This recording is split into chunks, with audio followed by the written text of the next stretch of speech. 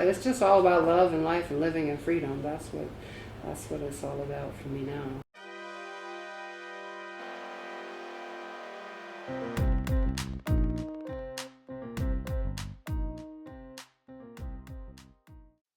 Welcome to the Rich Spinster podcast. This is Alexis, and what's today's date, you guys? July is already going by so fast. It's the 6th of July, the 6th. And this weekend, America celebrated her 250th birthday. This weekend was really interesting for so many reasons. In DC on the 4th of July, we saw somewhat of a representation of America. And what we saw on the 4th of July in DC were some white supremacists and pissy khakis and masks bringing their micro penis energy to our nation's capital.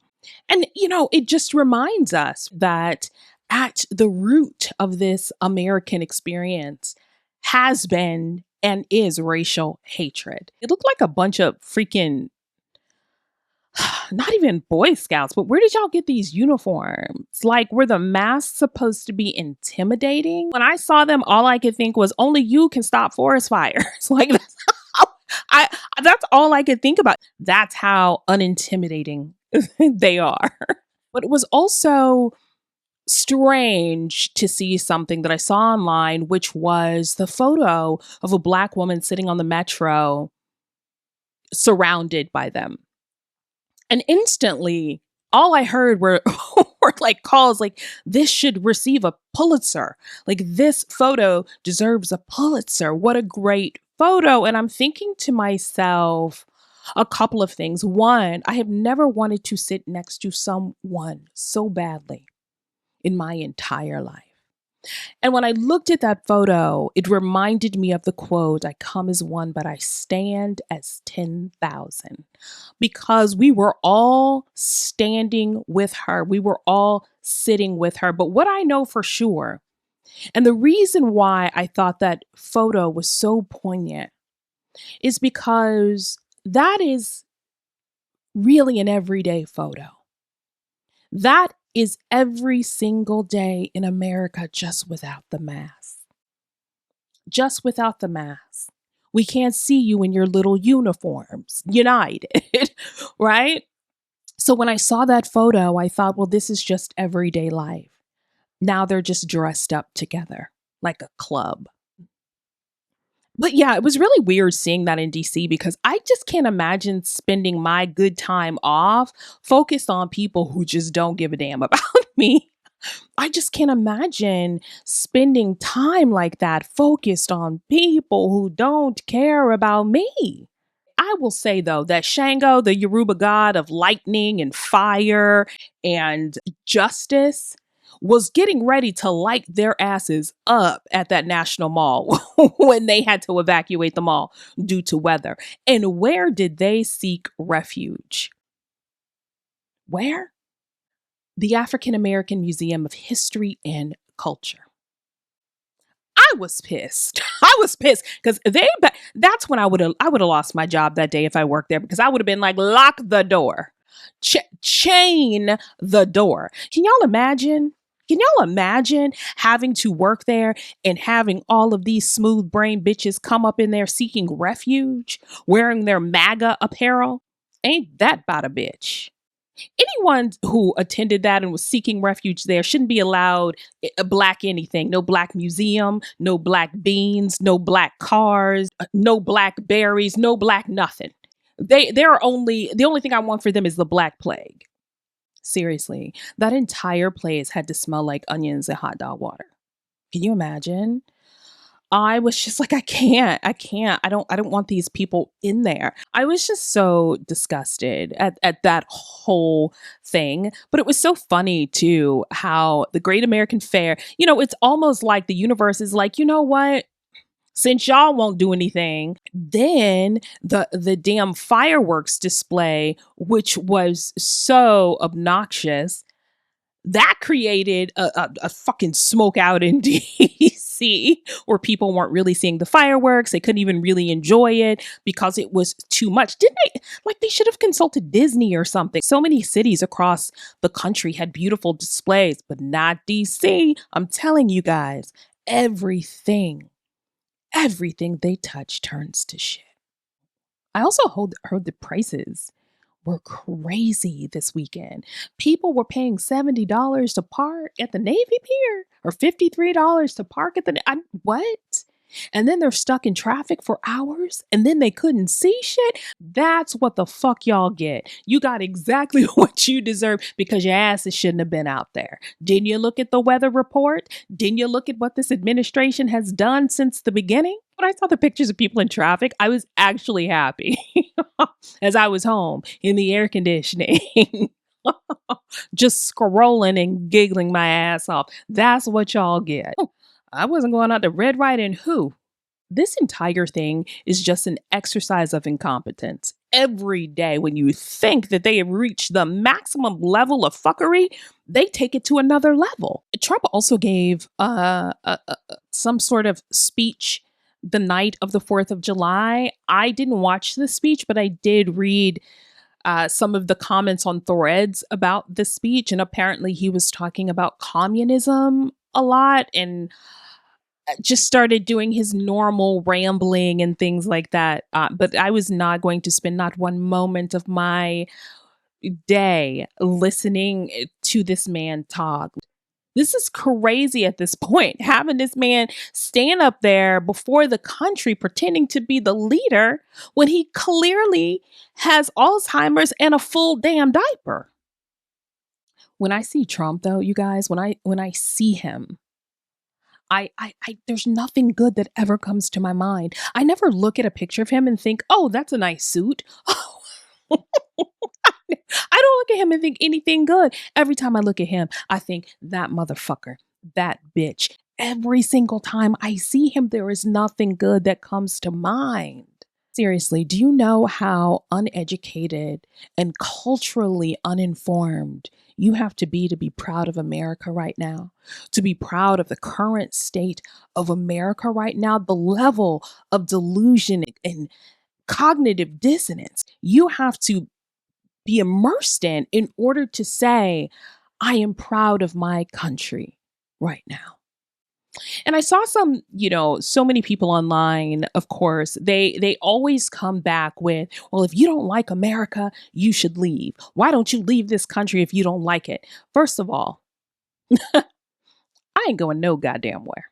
Think of James Baldwin when he talks about patriotism and love of a country, and he talks about his love of America and that he does love America, which is why he must criticize America perpetually.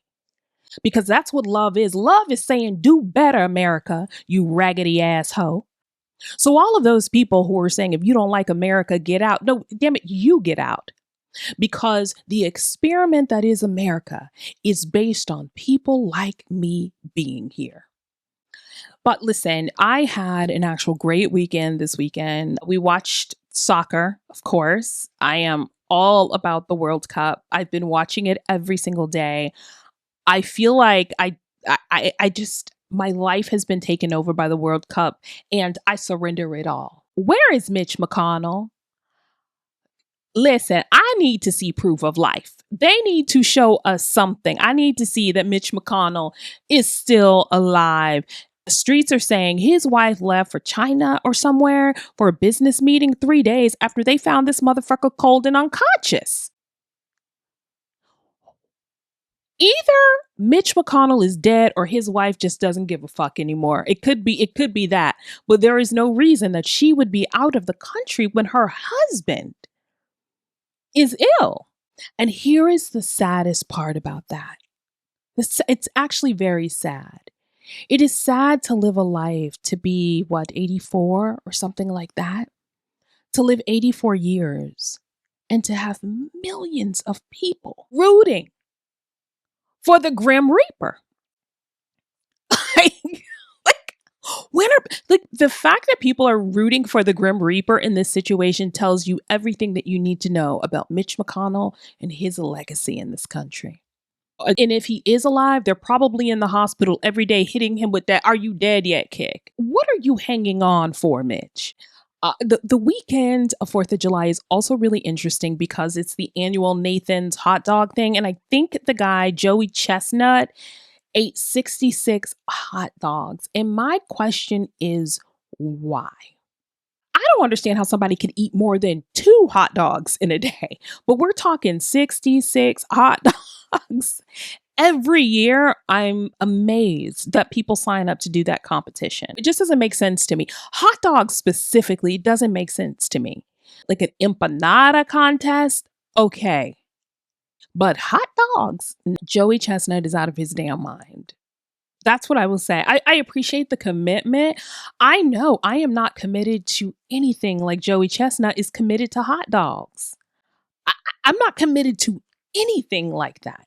I'm not going to train for anything that hard. Nothing. Like nothing. Joey Chestnut is next level committed. I will give him that. But also, I want to know how he feels the next day. I have questions about the next day. What are we doing? Is it Pepto? Is it ginger ale? Like, I need to know how he is dealing with the consequences of those actions. Now, that sort of overeating is not for me. Listen, one time I went to an Indian buffet. This is where, see, I'm more of a grazer. I like to eat a little bit here, a little bit there. I like to kind of just graze. I don't like big meals at one time. So I went to this Indian buffet and I was starving. And I was so hungry and I just kept eating and eating. And it was great. The food was amazing. Get in the car and I'm like, oh no. I'm not just full, you guys. I was a different kind of full. My belly felt like a balloon. I thought it was going to pop. I needed to pull over on the side of the road. Like I was in pain, miserable.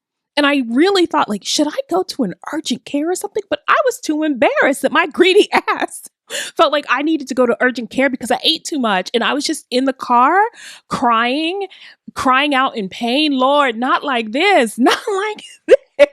This is not how I want to go. It was horrible. It was horrible. So when I see people doing these like food contests, I don't know how they survive. Because really, if you die that way, it's a very dumb way to die. It's an embarrassing way to die. They shouldn't even have a funeral for you if you die that way. Just throw you in a hole in the backyard or something because you don't deserve a funeral. You don't deserve for anyone to go and pay their respects. Are you all recovering? Specifically, people in the Northeast. Are you recovering from that heat wave that had most of us sitting with our legs open in front of a box fan? Are you all recovering from that? It was horrible. Listen, I live in the Northeast. We were cooking. We were cooking last week, and I'm not used to that, frankly. You know, I think today the high is 68 or 69, which makes sense for me. But that was oppressive heat. That heat was disrespectful. That heat talked about your mama. That heat stole your last $5 and your will to live. That heat was awful. So I just want to know, are y'all okay out there? I just could not get comfortable. It was like everything was hot. My ideas were hot. My eyes were hot. My ears were hot. Everything was hot. You know, and then when people were talking to me, like their breath was hot. It was just, everything was hot. It was miserable. It was sticky. It was swampy, and I hated every minute of it. And you know what confused me is I saw people in my community outside taking walks. They were on bikes. They were jogging. They were white.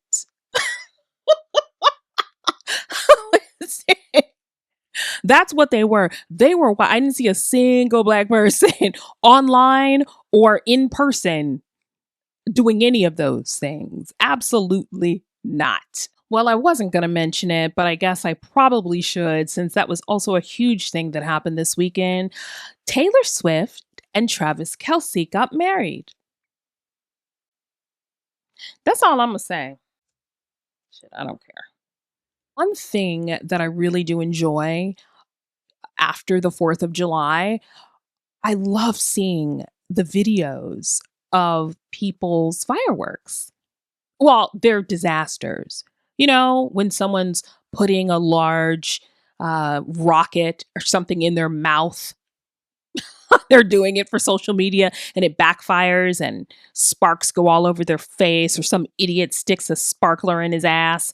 Things like that, I love seeing, because you would think that over the years, especially with social media, that people would know, you know what, this is a dumb idea. Why is it a dumb idea? Because I saw somebody lose a fucking finger to this 3 years ago. Or why this is a dumb idea? Because somebody's asshole got third-degree burns. But it never fails. They still do it every year. I quite enjoy when stupid people play stupid games and then win stupid prizes. Mom Donnie is pissing them off. Mom Donnie is showing us what is possible. And that's the problem. He was showing us what is possible. It is possible to balance budgets. It's possible to put people before profits and everybody still do well. It's possible to provide free preschool. It's possible to do those things if we want to, if there is a will to.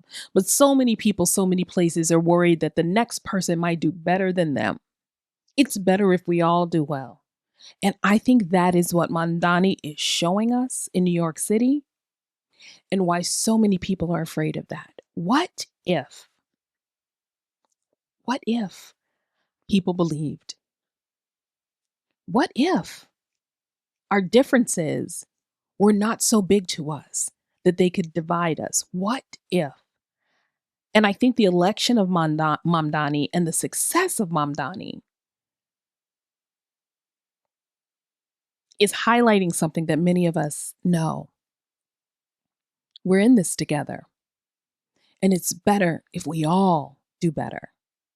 And I'm telling you, he is the magic man of the moment right now. I mean, even he can't do even his fireworks. Even his fireworks display is shitting on him. So I love it. I love it. I'm loving what I'm seeing in New York right now, and I'm loving it for the citizens of New York. Congratulations. When I see the people in the mall this past weekend and they're red, white, and blue, I hear Lee Greenwood. That's what I hear. Proud to be an American, where at least I know I'm free. Supposedly. That's what I hear. But when I see the people that I love and the people that I know, when I see diversity, when I see people united for good, when I see people standing up for other people and loving other people just because it's the right thing, that's when I hear America the Beautiful. Ray Charles's version. So on that note, thank you so much for listening to the Rich Spinster podcast.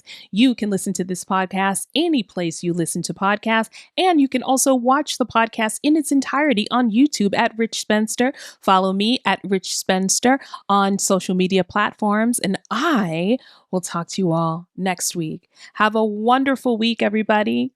Stay cool.